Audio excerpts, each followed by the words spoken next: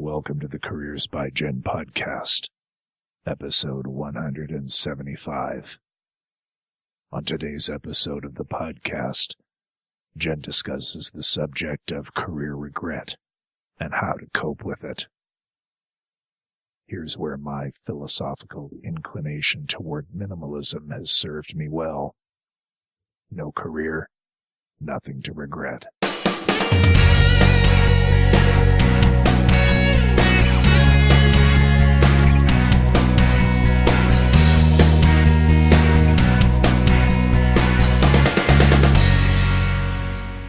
You're listening to the Careers by Jen podcast with me, Jen Swanson, the podcast that helps you to get the job, love your work, and advance your career.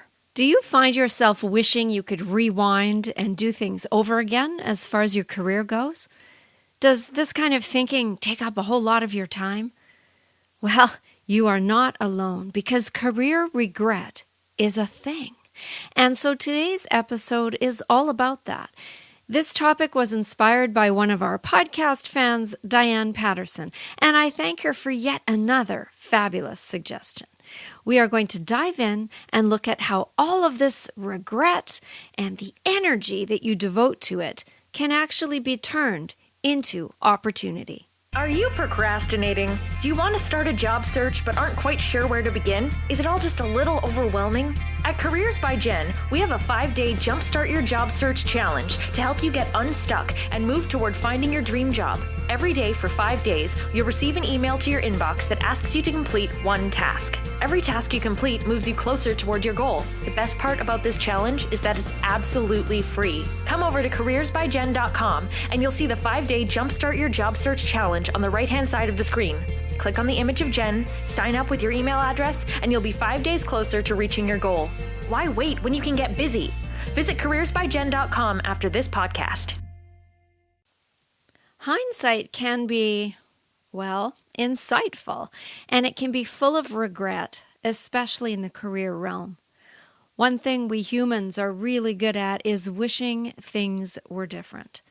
Somehow we think that if only that had happened, or if I had done X instead of Y, well, somehow everything would be better and we'd actually maybe be happy. We chase happy and we rail against reality, and it's a vicious circle of nastiness that can ruin lives.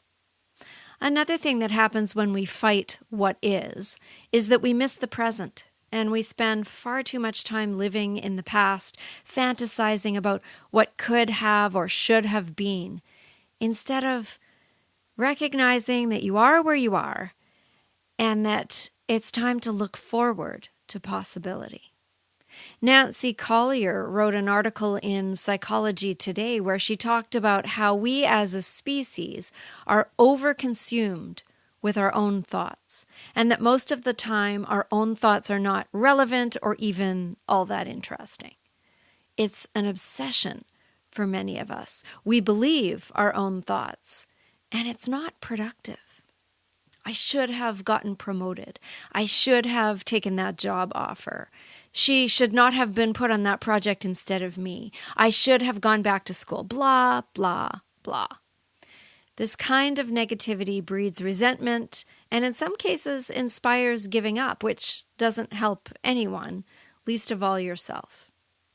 And so today we're going to look at 9 of the top career regrets, how to use the energy that might be channeled into beating that dead horse, to use a terrible cliche, to instead fuel change and to help you get out of that addictive thought pattern of, I wish it had been different, and into a more future-focused attitude that could actually bring amazing opportunity. Now, that's a tall order, but we're going to jump right in, and here goes. Let's start with the 9 top career regrets. There might be more, but these are 9 of the ones that I have found to be the most common ones. Now, number 1 is I wish I had focused at school when I had the chance. How many of us wish that? One of my recent guests, Austin Belsack, said that he joined a fraternity and spent his time having fun instead of working or even thinking about what would happen next as far as his career goes, something that he regrets. University or college is supposed to have elements of fun to it, right? And that's important. It's where we learn how to adult, as they say. And so, so is at least thinking about what happens to you once you graduate. That's important too. This is a really common regret, not just for college, but for high school as well. Lots of us would like a school do-over. And guess what? It's not possible. You were there, you did what you did when you did it, and that's the reality of it. But often we wish, right? And that's the thing about regrets. It's all about wishing that reality was different. The second career regret is, I wish I had seized opportunities and listened to my gut instincts. Our guts are pretty accurate. Then it's the mind that takes over and starts to offer those negative thoughts, the inner critic that recent guest Susan Peppercorn was talking about, that inner voice that holds us back from success. Going with your gut is often a really good thing to do. But if you didn't, if you got scared or you got talked out of it, whatever it is, either by yourself or by someone else, you can spend a lot of time wondering and regretting and not taking the opportunity. Our guts are really smart. In fact, I read a book not that long ago. I don't remember the name of the author, but she was a medical student, and the book is called Guts, and it talked about our gut actually having its own brain. It was a fascinating book. It was funny, it was short, and it was really an interesting read. So if you get a chance to find that book at the library or something, it's called Guts. Regret number 3, I wish I had been more assertive and had not allowed myself to be pushed around or bullied by a boss or a coworker. I know that I am far more assertive now than I was in my 20s. You know the saying, if I knew then what I know now, well, life would be different for all of us. Part of maturing might be that increase in the ability to say no and to stand up for ourselves. I don't know, but this is a common regret. I should have said, or I could have done. I don't know why I didn't. Does that sound familiar? I know there were times when I was working in the hospital where there would be somebody who would be short or rude or say something that I just sort of swallowed and didn't respond to because I wasn't assertive at that time. And, I almost immediately would regret it. I'd be in the car driving home going, rah, rah, rah, I should have said this and I could have said that. And I didn't, but I have learned to be more assertive as the years go on, and I am more prone to saying something and not allowing people to treat me with such disrespect if I can help it. And if they are rude or they are short, I will often say something and stand up for myself. So that's a common regret. Now, of course, actual bullying can be extremely difficult to stand up against, especially if you're in a vulnerable position. So that doesn't always work. But I know that the career regret has often been, for a lot of people, that they wish they had stood up against somebody who was bullying them or pushing them around as a manager or a supervisor or a boss or a coworker, even in some cases. So that is a very common career regret. The fourth one is, I wish I had started my own business. Well, timing is everything, and owning and running your own business takes a ton of time and a fair whack of money, not to mention some business understanding.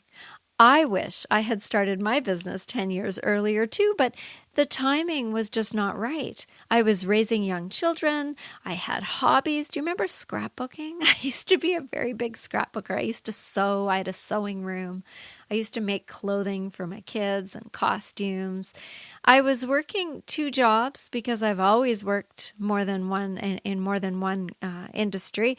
And frankly, the idea of starting my own business had crossed my mind over the years before I had children. So much so that I even attended a franchise convention at one point to learn all about turnkey franchise opportunities. I was very interested in a clothing store opportunity that was available. And then a friend and I went into a business development bank at one point, again, before we had children, to find out if we might qualify for a business loan to start a restaurant. There was a restaurant that it was an ice cream shop. I remember that was up for sale, and it was a bit of an icon in the community that we live in, and it was going to be shut down if somebody didn't buy it. It had the red vinyl covered stools along the counter. It was a really one of those old school ice cream parlors. And we really wanted to do this. I had been serving in restaurants for quite some time by that point, and my friend was a cook. She was a trained cook and had gone to different cooking training and all that. And she had worked in short order cooking for years. And the two of us went to speak to this bank. And then she found out she was pregnant, and then I was pregnant as well. So it ended up that the timing was not right.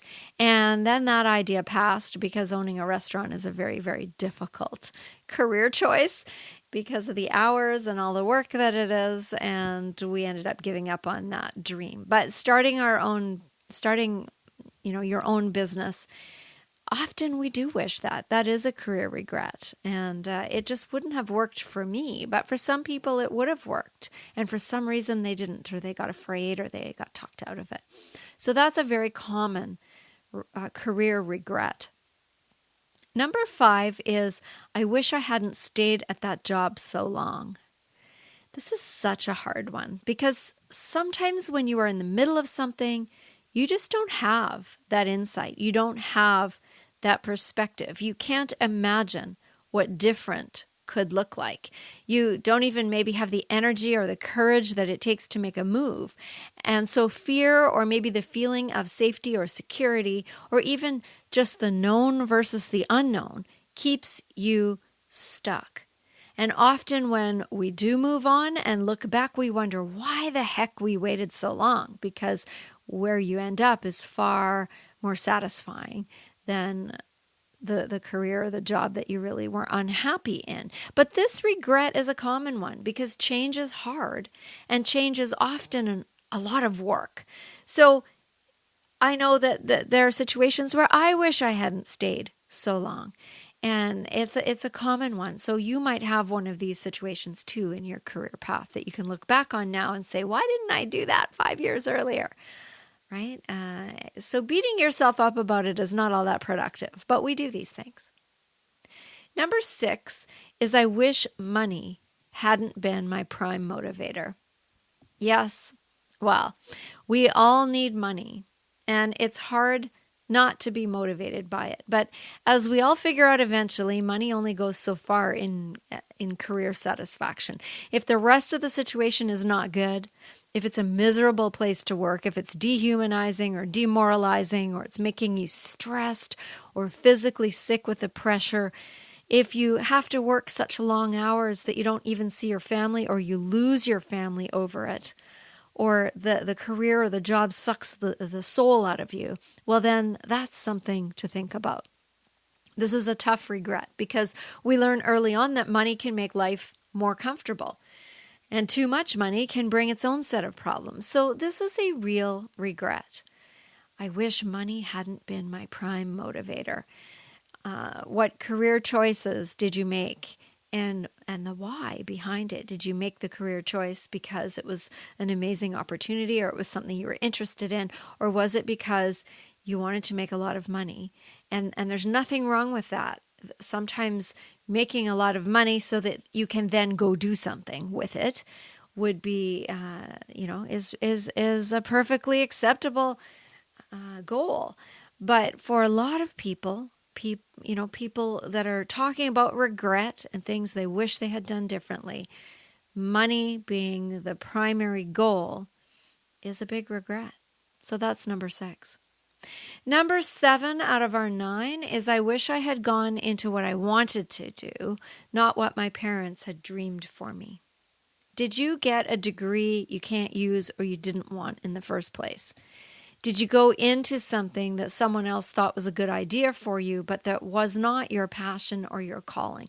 Did circumstances happen? Things went on in your life that made you do a particular job that wasn't something you were really interested in, but it paid the bills? Could it be that you didn't know yet what you wanted to do, so you let others do the dreaming for you?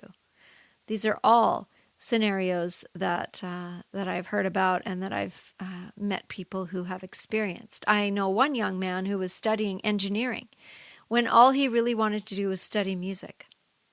I know another whose family were all doctors, and it was expected that he follow suit. So he did, but he was not very happy about doing it.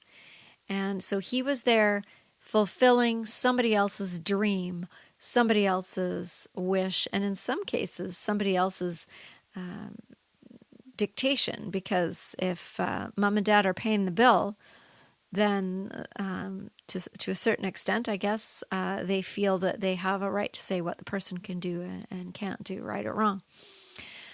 I know a friend who was a lawyer in family law, and after doing it for a few years, he realized he hated it.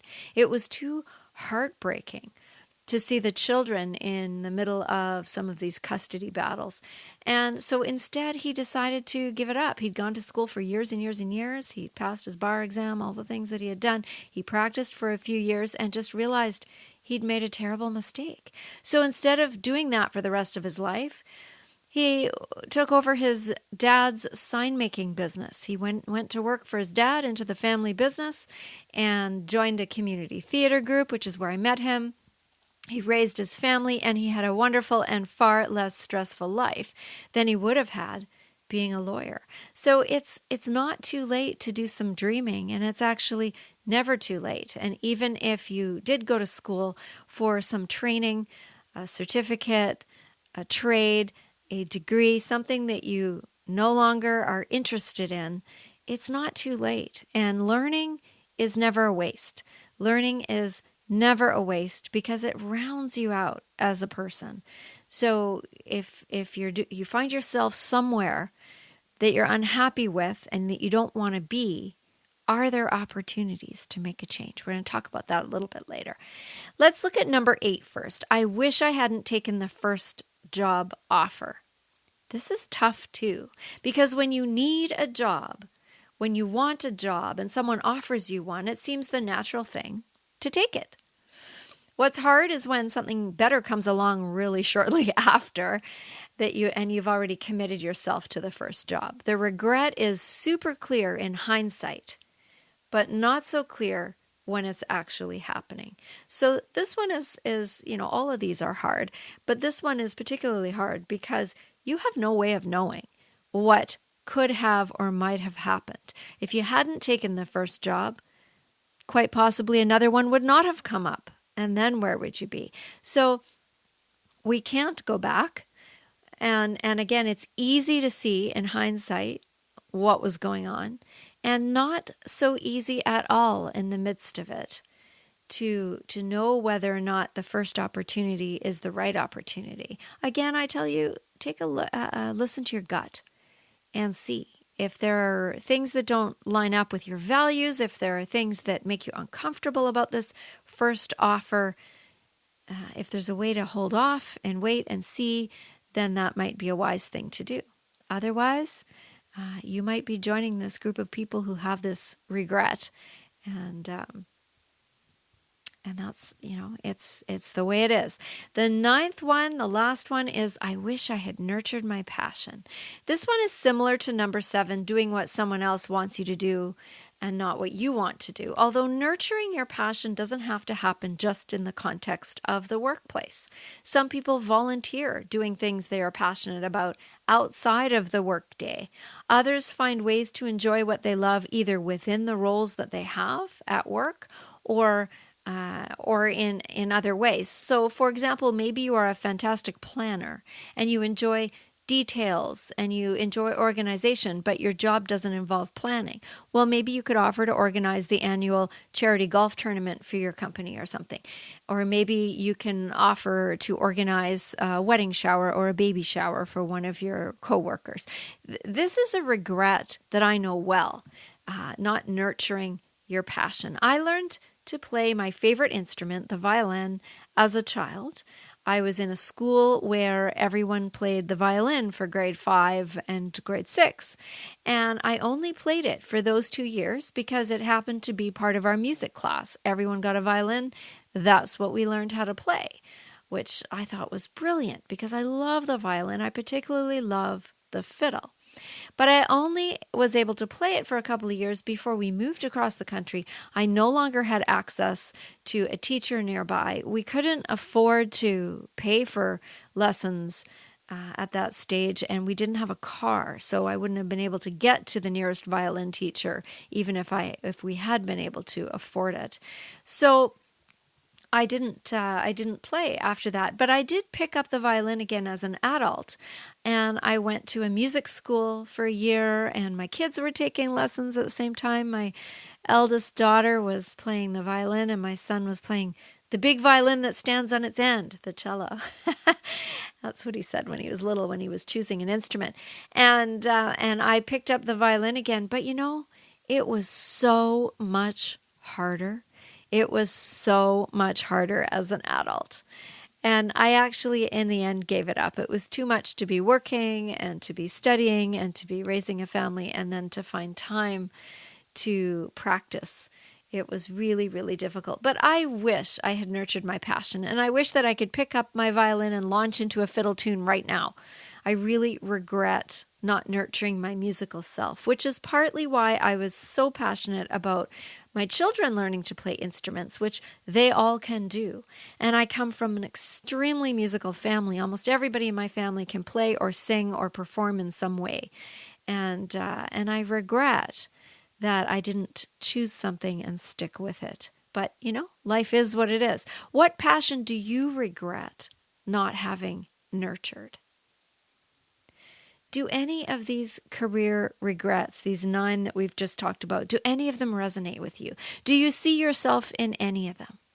I do. I wanted to go to theater school, but I didn't get any support or encouragement for that idea. And given that it cost a lot of money and it was far from home and it was a 2-year program at the time, it just wasn't feasible. So instead, I went to college for an 8-month certificate program. I launched into a healthcare career, which was a far cry from the stage for sure. And yet I wonder what life would look like now had I not settled. And so maybe you have a story that you can relate to one of the 9 regrets that has haunted you. There are some regrets too big and too deep to heal, but there are ways to approach your regrets that can actually feel energizing and might allow you to gain some perspective and to open up to new possibility. So how can you do that? How can you lay to rest some of the regrets that you've been packing around and that have been sucking the energy out of you? Well, stick around and find out, and we'll get to that right after this.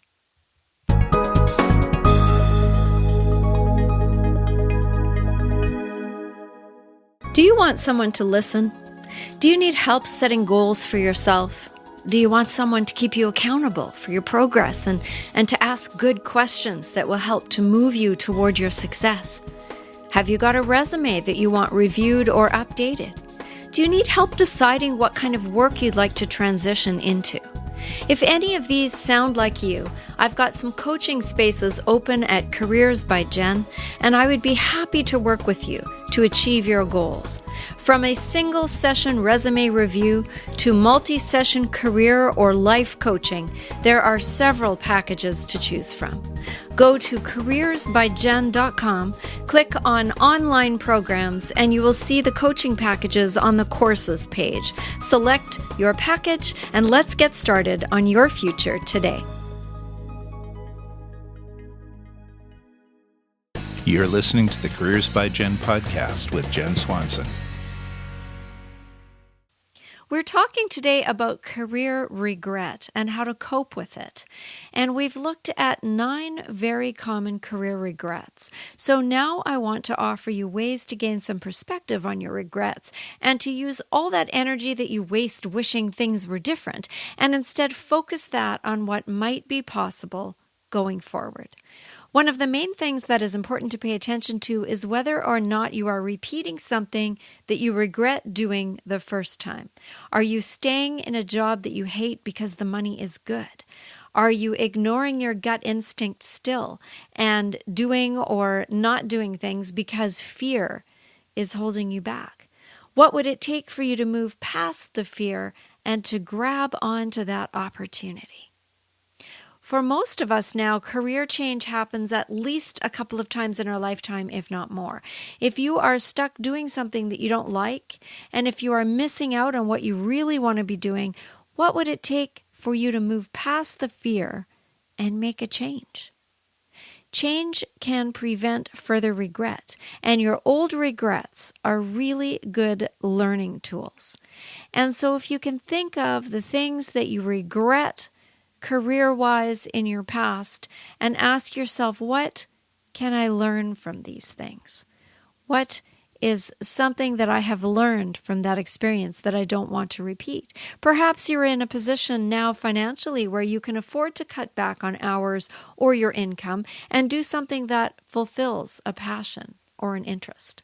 When my mom decided she'd had enough of her nursing career, a career that she loved, but that she found stressful later in life because of the shift work and all of the responsibility and the short staffing and all the stuff that goes along with working as a nurse in healthcare, she took retirement and she took a position in retail in a fabric store, fulfilling a lifelong enjoyment of sewing and quilting and working with fabric. And something that had nothing to do with sick people and where the only mistakes she could make involved non-human objects like cutting a piece of material the wrong size or something. When that wasn't fun anymore, she moved on to a bookstore, another passion of hers, where she enjoyed sharing her love of reading with customers. So what do you love, and how could you enjoy that more, either through working with it or working less so that you could just enjoy doing whatever it is that you enjoy doing more? Another way to cope with or to lay your regrets to rest is to gain some perspective on them. You might be doing something that you aren't particularly enjoying, but you're doing it because you get to come home each night to your family. Or maybe you have a very flexible schedule and you can go on those field trips with the kids, or you can volunteer in their classrooms, which you couldn't do if you didn't have such a flexible schedule.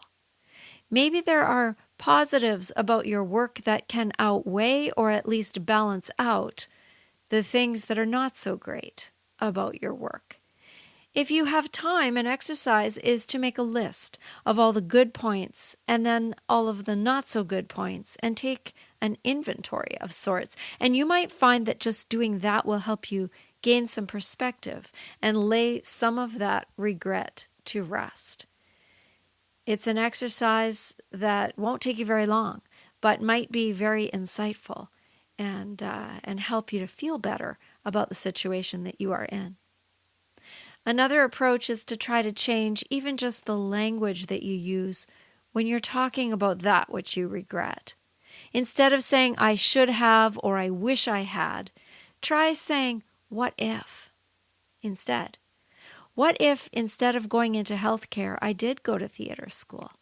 Likely I would not have taken my college teacher training, and then never would I have taught for 23 years, and I would not have been in healthcare, and I wouldn't have worked on palliative care, which led to my call into ministry and my master's degree and becoming a minister. And I may never have started a podcast, because I started the podcast because I didn't have enough time teaching human relation skills and felt that I had a lot to say about communication.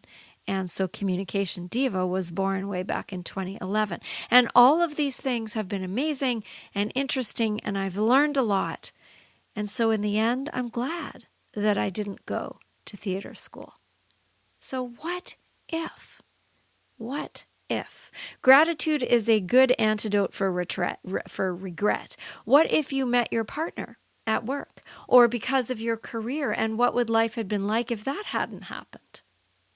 What positive things came out of something potentially not so positive that you are glad happened? Gratitude and appreciation, again, very good antidotes to regret.